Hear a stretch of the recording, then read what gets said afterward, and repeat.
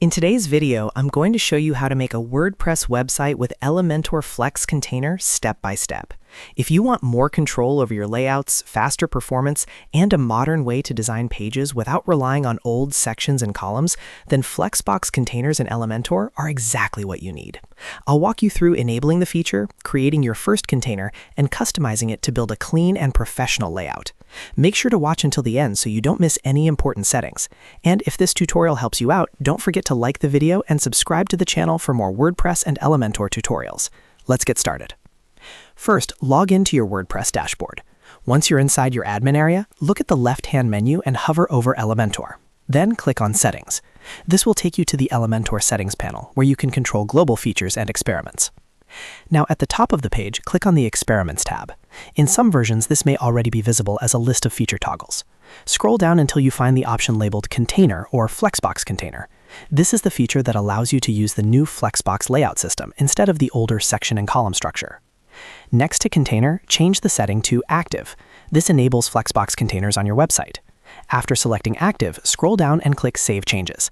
This step is very important because if you don't save, the feature won't be applied. Now that Flexbox containers are enabled, let's create or edit a page. From your WordPress dashboard, go to Pages and either click Add New to create a new page or select an existing page that you want to edit. Once inside the page editor, click the Edit with Elementor button. When Elementor loads, you'll see the editing interface.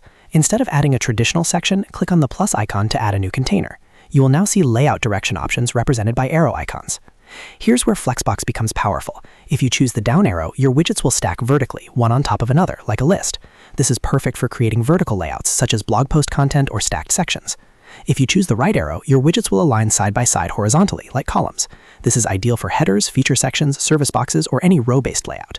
As a beginner, I recommend starting with the right arrow because it gives you a standard horizontal layout that most websites use for top sections.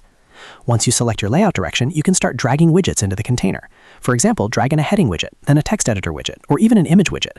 You'll notice that the items automatically align based on the direction you selected. Now let's customize the container. Click on the container handle to open its settings. Under the Layout tab, you can adjust the direction, justify content, align items, and gap spacing. Justify content controls horizontal distribution, while align items controls vertical alignment. You can center everything, space items evenly, or push them to one side depending on your design needs. You can also go to the Style tab to change the background color, add gradients, images, borders, or box shadows. Then in the Advanced tab, you can add padding and margins to control spacing around your content.